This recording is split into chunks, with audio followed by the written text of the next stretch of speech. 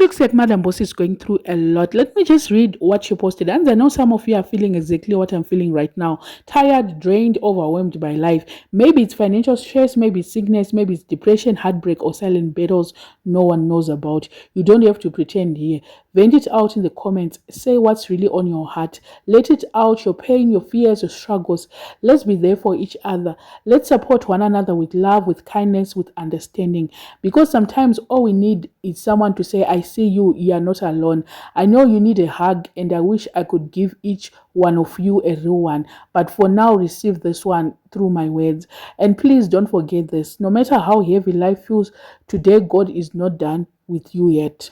The fact that you woke up today is already a sign that there is still purpose, still hope, still another chance. Tomorrow can be better. Your story is not over. Hold on, even if it's just a little.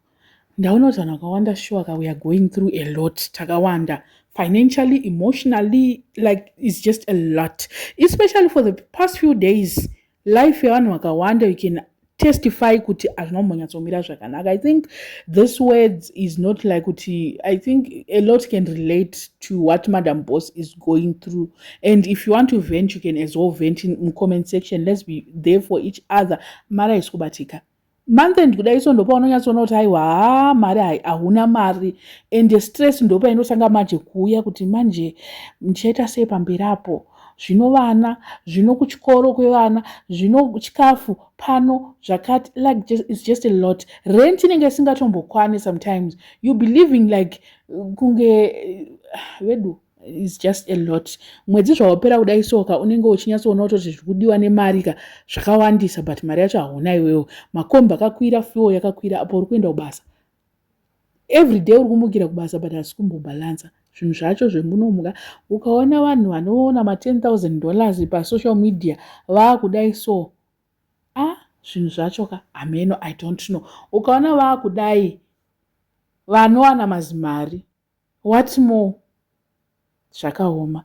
I don't know what you guys think, but life yacho ka aminoti iroti tinyatsoende kupi chaiko chaiko. Things are just expensive in Zimbabwe. Kochiko. But anyway, we shouldn't give up. And I like my words aya. Ekuti tomorrow ka mangwana mchazotarisa back kuti okay, I used to be pa level E. Then I'm realizing now that I conquered. Unenge watova pamberi nelife and your life will be better than ever.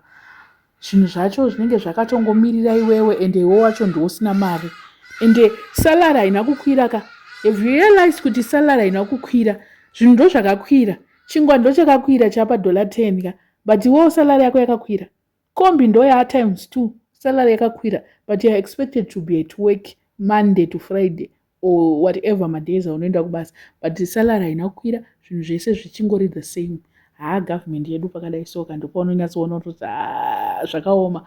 Hameno, I don't know kuti tichaenda kupi negovernment yedu, but anyway, dai vamboti vanhu vawedzerwa mbichana mari tamboitawo zviri nani, pamwe zvaipushikawo zviri nani. Otherwise, things are not the same. Things are no longer the same, and people are battling with depression, heartbreak.